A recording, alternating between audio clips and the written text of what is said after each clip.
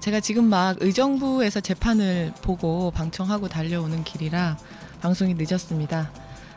예, 양해 말씀드리고요. 매주 금요일 오후 1시에 여러분과 함께하는 윤희숙의 당당톡톡, 예, 바로 잠시 후에 시작할게요.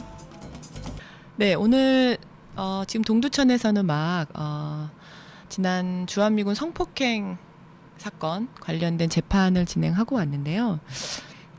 그 재판, 첫 번째 재판에서 피의자가 혐의 사실을 다 인정하고 있기 때문에 바로 오늘 검찰이 구형을 했더라고요.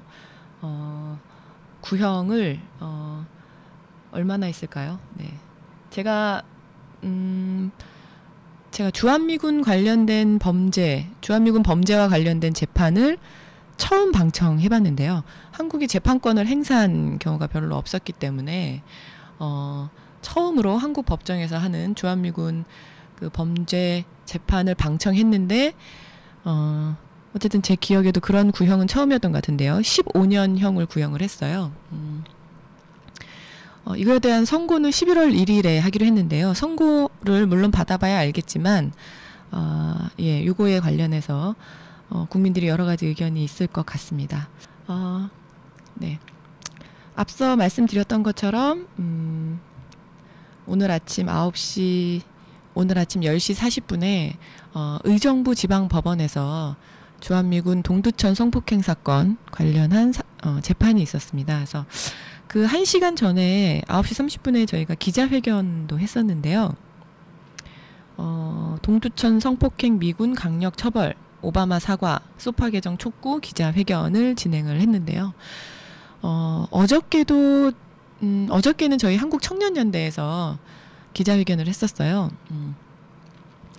저희가 이제 그 동두천 성폭행 사건이 알려지고 난 이후에 그게 한 10월 4일인가요? 이 정도의 보도가 됐던 것 같은데, 그 이후에 10월 7일 촛불 집회도 하고 1인 시위, 미대사관 전국 동시다발 1인 시위도 하고, 뭐 10월 8일에 촛불 집회도 하고, 그러면서 항의 서한도 전달을 했거든요, 미 대사관에.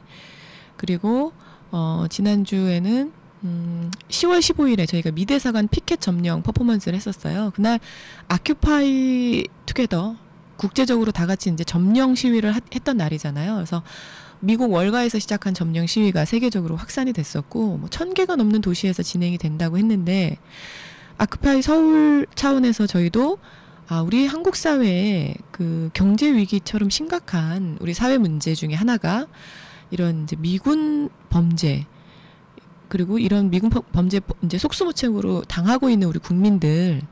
근데 그런 현상을 들여다보면 본질에는 한국과 미국의 불평등한 관계가 있지 않나 해서 그 관계 개선을 촉구하는 미 대사관 앞에서 피켓 점령 시위를 했었죠. 그래서 소파 협정 개정이라든가 오바마 대통령의 사과, 그리고 이 문제, 그 성폭행 강력 처벌을 요구하는 피켓 시위를 했었는데요.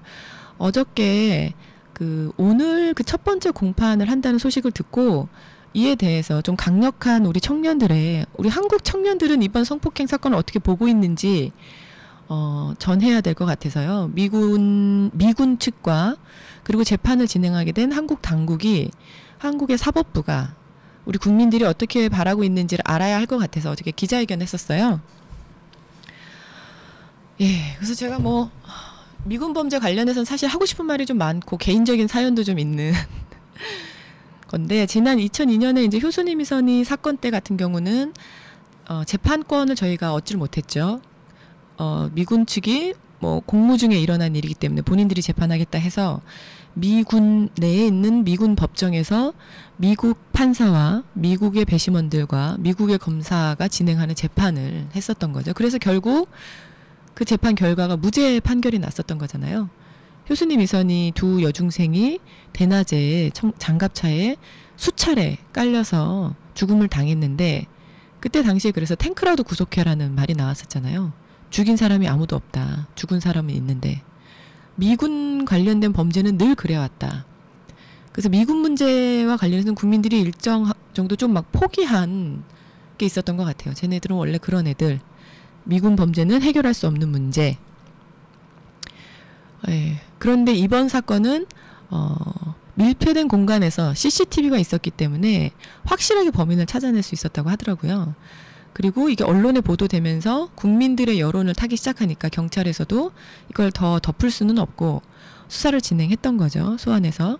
그러다 보니까 처음에 동두천 성폭행 사건이 터지고 나서 연달아 뭐 마포의 성폭행 사건, 이미 이제 20일 전에 발생한 사건인데 알려지지 않았다가 동두천 성폭행 사건이 언론을 타기 시작하니까 서울에 있었던 사건도 폭로가 되고, 그리고서는 뭐 7월에 이번에 고엽제가 매립돼서 알려진 캠프 캐럴에서도 성폭행 사건이 7월에 발생했다는 게 이제서야 또 발표가 되고, 뭐 연달아 지금 연이어 폭로가 되고 있는 거잖아요. 그동안 묻혀있던 소식들이. 예, 그런 게 지금 어쨌든 미군 범죄가 이번 기회에 일단락, 어떤 방식으로든 이게 일단락되지 않으면 정말 큰일 나겠다라는 생각을 한미 당국이 꼭 해야 할 것 같은 분위기예요. 지금 국민들의 정서는. 예, 그래서 한국 법정에서 그 주한미군에 대한 재판을 진행하는 거를 저는 처음 봤죠.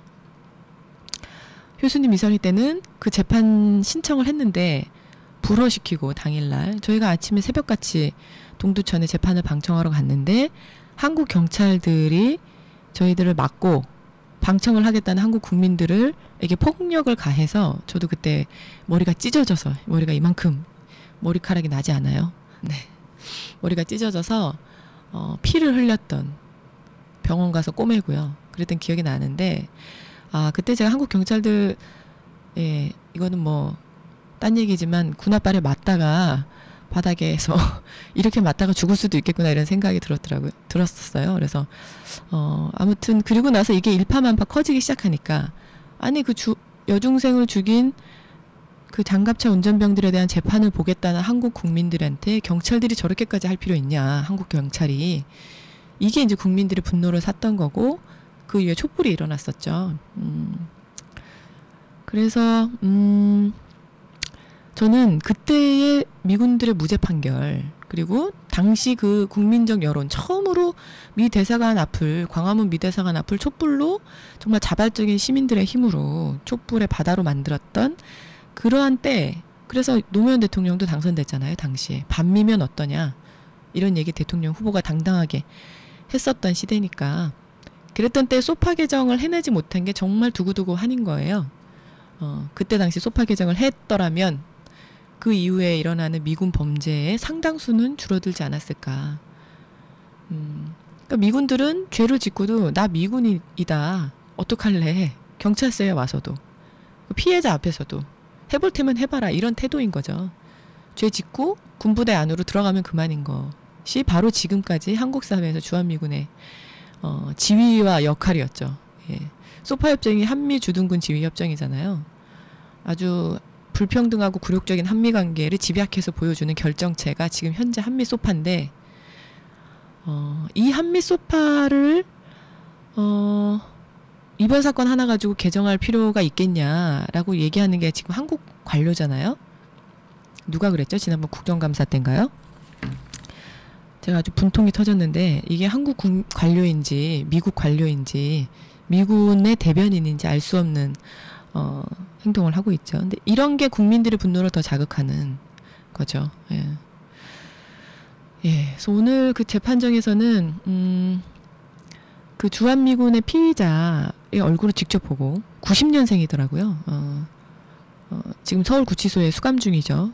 그 수인복을 입고 왔는데 90년생, 우리나라 나이로 22살이죠. 그리고 피해를 당한 피해자는 한국 우리 여성, 만 16세, 그냥 나이로 18세, 미성년자죠. 고시원에서 검정고시를 준비하고 있었던 학생인데, 거기서 범죄 행위에 대한 검사와 검사의 범죄 행위 사실에 대한 이제 뭐 신문이 있었고요. 그리고 변호인 측의 변론이 있었는데요. 예, 그 얘기는 그 피해자를 직접 보고 그 범죄 행위 사실을 듣다 보니까 정말 머리카락이 쭈뼛쭈뼛 서더라고요. 그리고 그 피해 당한 여학생이 얼마나 두려웠을지, 예,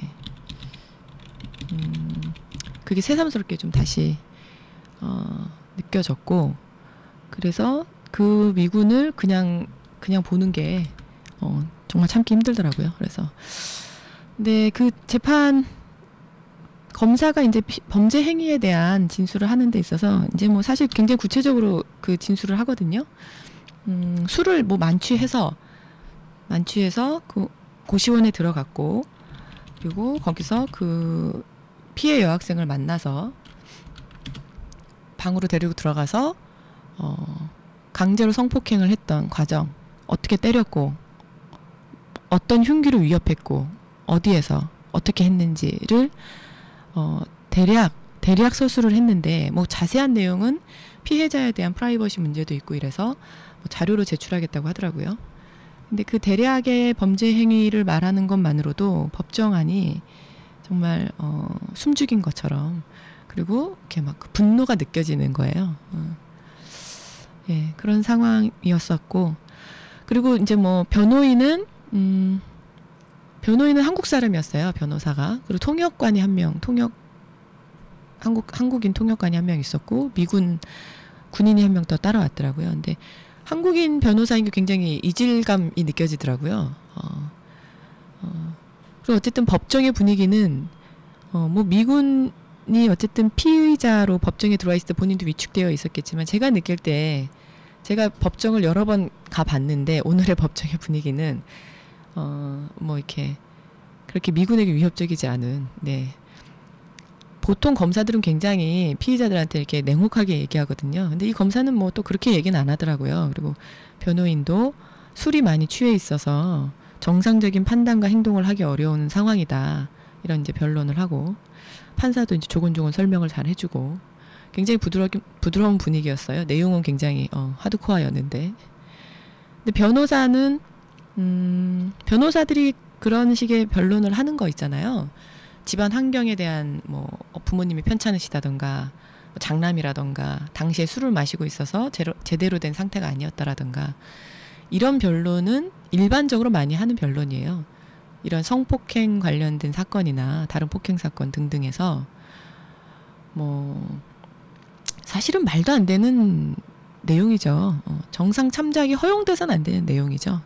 근데 그런 정도 변론을 하고, 검사가 그 사진 증거들을 좀 제시를 하고, 그런 과정을 거쳐서 오늘 구형까지 했어요. 구형은 검찰 측에서 형을 제시하는 거죠. 그리고 마지막 선고가 남은 건데, 선고 때 법원에서 형을 확정해서 선고하는 거고요. 오늘 검사가 구형한 것은 형량은 15년형이었어요. 15년형과, 그리고 성폭행과 관련해서 뭐 교육을 받아야 되는, 그 문제와 관련된 교육을 이수해야 되는 것, 그리고 우리나라의 성폭행 범죄자들에게 하는 것과 똑같이 그 피의자의 신상 정보를 공개하는 것, 이렇게 구형을 했어요. 구형한 순간 제가 느끼기엔 재판정의 일순간 좀 약간 멈칫하는 분위기 였는데요. 실제로 15년형을 구형하는 거를 이제 직접 듣고 보니까 사실은 그런 형을 받아야 마땅한데, 그동안 미군 범죄에 대해서 워낙 제대로 재판이 진행되지 않았기 때문에 다들 좀 놀랐던 것 같고요. 굉장히 많은 사람들이 오늘 방청을 왔었거든요.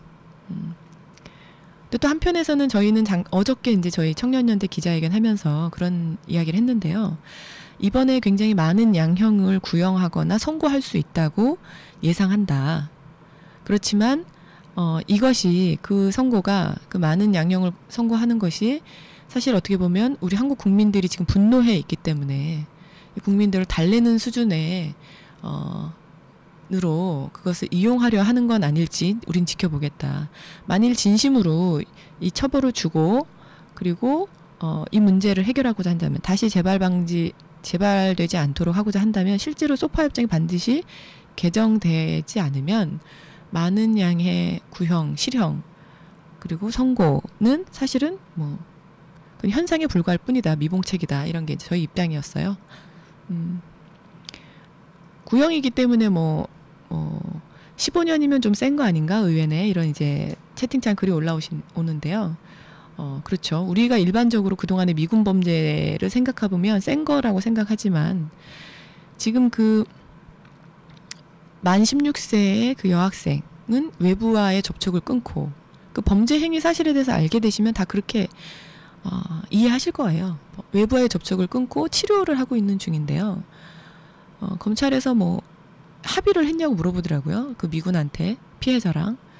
근데 미군 측 답변은 합의하려고 했으나 피해자가 지금 연락을 받고 있지 않다 이렇게 얘기를 하는데요. 합의할 수 없는 상황이에요. 제가 범죄 행위 사실을 들어보니까. 합의를 해서는 안 되고 그리고 미성년자에 대한 그런 성폭행은 아주 변태적이고 가학적인 행위였었는데 저는 뭐 용서의 여지가 없이 죗값을 치러야 하는 게 맞고요. 형의 감형 이런 거는 전 있어서는 안 된다 생각이 듭니다.